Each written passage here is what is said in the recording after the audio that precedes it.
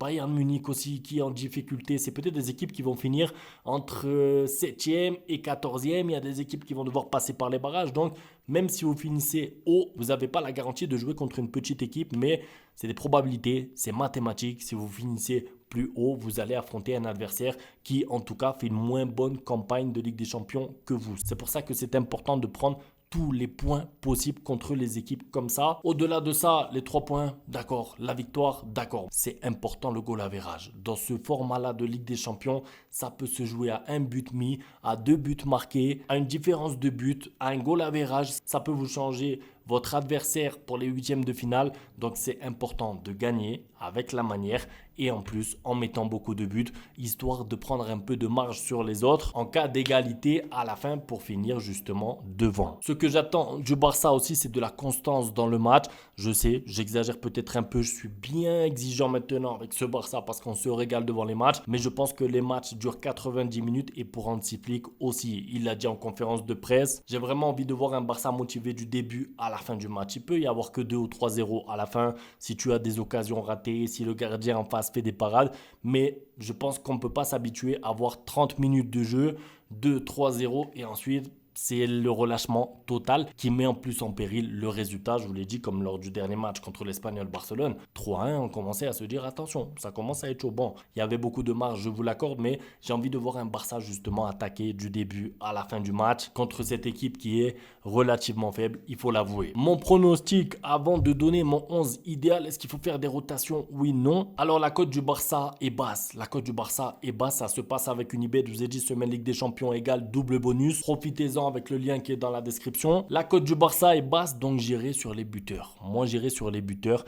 et je mettrai Lamine Yamal buteur. Pourquoi? Parce que il n'a pas été servi par Dani Olmo. Sinon, pour moi, il aurait marqué un but contre l'Espagnol Barcelone. Il a marqué lors du Classico. Il est en confiance. Il est bon. La cote est élevée et je pense que Dani Olmo va le chercher justement parce que je pense que Dani Olmo a vu ce qui s'est passé dans les médias. Est-ce que Dani Olmo est égoïste? Est-ce que Dani Olmo ne fait pas la passe à Lamine Yamal? Pourquoi et tout? Je pense qu'ils vont vouloir se rattraper et justement alimenter Lamine Yamal. Si moi, en tout cas, je devrais partir sur un pari, je mettrais ça. Lamine Yamal buteur. La cote en plus est haute. Ça veut dire que si vous voulez être sûr de gagner, même si vous le savez, on n'est jamais sûr dans les paris sportifs, vous pouvez mettre victoire du Barça de 2 buts. Je pense que le Barça gagnera assez tranquillement ce match. Maintenant, jouer Lamine Yamal buteur, ça me paraît plus pertinent. Double bonus donc, interdit au moins de 18 ans. Le lien dans la description. Au passage dans les commentaires, dites-moi ce que vous allez miser. Pour ceux qui vont jouer, bien sûr. Je termine avec un 11 pour ce match. Alors, c'est compliqué parce que tu es partagé. Tu te dis, est-ce qu'on fait tourner? Est-ce qu'on met des joueurs au repos? D'un autre côté, tu es obligé de gagner et tu ne changes pas une équipe qui gagne. En plus, les joueurs ont eu 7 jours de repos la semaine dernière. Bon, ils ont joué un match contre l'Espagnol, mais ils ont couru pendant 30 minutes. Ensuite, il y a eu beaucoup de rotation en deuxième mi-temps. Donc, je pense que le mieux, c'est de faire un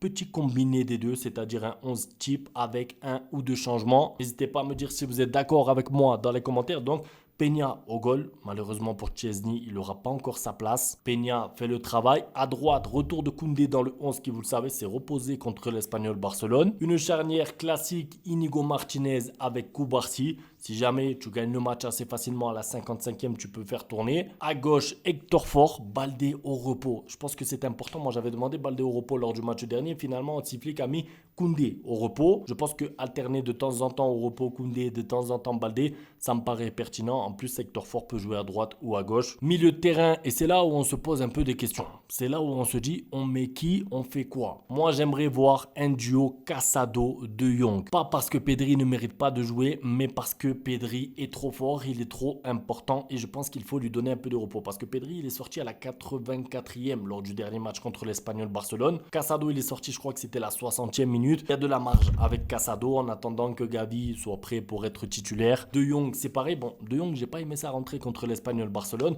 mais je pense qu'en étant titulaire aux côtés de Casado, il peut faire un gros match. Ça manquera bien sûr de la créativité de Pedri, mais quand vous voyez qui y a devant eux deux, c'est Dani Olmo, numéro 10. Vous savez que Casado a un jeu de passe vers l'avant aussi sous-côté. Vous vous retrouvez donc avec soit Olmo, soit Frankie de Jong, soit Casado. 3 joueurs qui peuvent alimenter vos attaquants. Vous créez des occasions, c'est obligatoire. Maintenant, je sais qu'il y en a qui vont préférer Pedri. Il n'y a pas de problème, mais je pense qu'il faut le gérer lui aussi pour éviter de retomber dans le cycle des blessures. Fermin Lopez sur le banc avec Pedri, avec Gavi. Vous avez un gros banc justement pour faire tourner quand le match se passera bien. Et pour l'attaque, un changement aussi. Je me permets, j'aimerais voir Ansu Fati à gauche, Lamine Yamal à droite et Lewandowski dans l'axe. Encore une fois, c'est pas parce que Rafinha ne mérite pas de jouer, il est trop fort, il est trop important. C'est un capitaine dans l'âme. On l'aime beaucoup, mais un peu de repos pour Rafinha, ça lui fera du bien. Il va partir dans quelques jours là-bas au Brésil pour des matchs compliqués avec la sélection. Et pour Ansu Fati, en fait, j'ai envie de le voir titulaire dans un match qui commence à 0-0. Avec cette composition, tu es fort en attaque, au milieu, en défense. Tu mets au repos Baldé, tu mets au repos Pedri, tu mets au repos Rafinha. Et malgré ça, tu as quand même un gros 11. Je ne sais pas ce que vous en pensez. En tout cas, c'est mon avis. N'hésitez pas à me contredire. Je sais qu'il y en a qui veulent voir le gros 11, le 11 type pour aller gagner 5-6-0. Moi, je pense qu'avec ce 11-là, tu peux aussi aller gagner 5 ou 6-0. C'est tout pour la vidéo. En tout cas, un grand merci pour le soutien. On se retrouve demain pour le débrief. Et n'hésitez pas, double bonus Unibet, interdit au moins 18 ans, mais double bonus quand même. Le lien dans la description. À demain pour la suite. Ciao.